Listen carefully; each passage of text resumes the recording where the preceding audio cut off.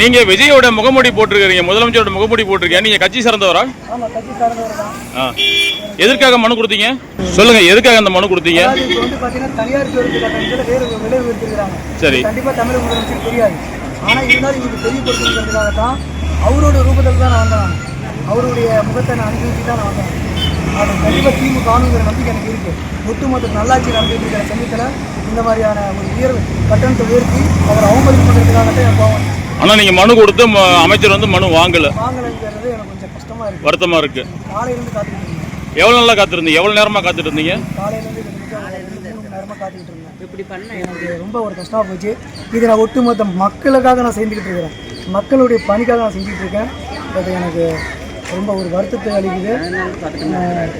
நிறுத்திருக்கலாம், but அது ஆகலை.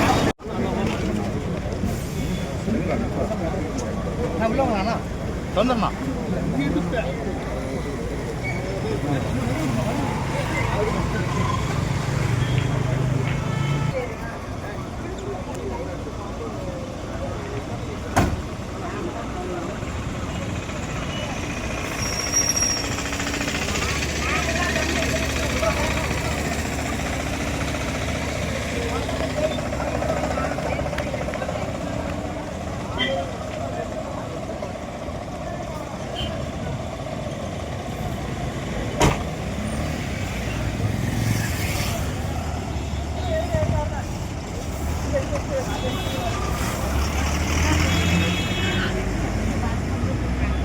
ஏன்பா என்னாச்சு?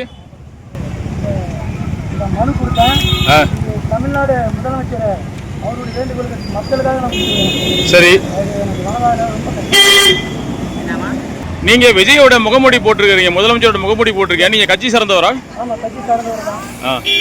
எதற்காக மனு கொடுத்தீங்க? சொல்லுங்க, எதுக்காக அந்த மனு கொடுத்தீங்க? இப்போ வந்து பாத்தீங்கன்னா தனியார் பேருந்து கட்டணத்தில் வேறு விலை உயர்த்திருக்கிறாங்க. சரி, கண்டிப்பா தமிழக முதலமைச்சர் தெரியாது. ஆனா இருந்தாலும் இவங்க தெரியப்படுத்துறதுக்காக தான் அவரோட ரூபத்தில் தான் நான் வந்தேன். அவருடைய முகத்தை நான் அனுபவிச்சு தான் நான் வந்தேன்.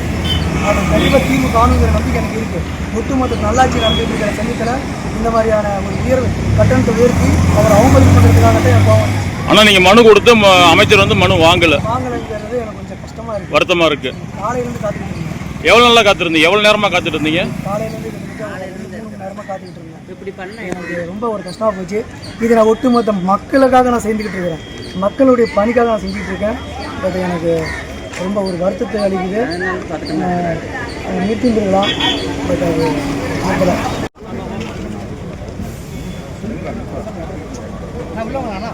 சொந்தம்மா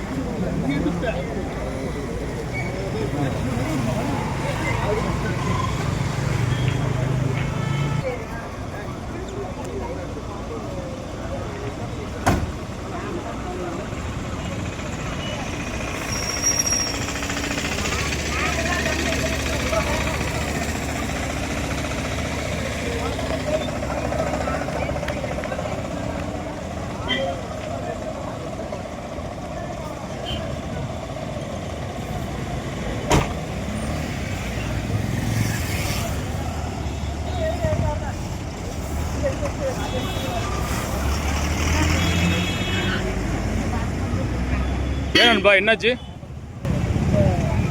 மனு கொடுத்தேன்.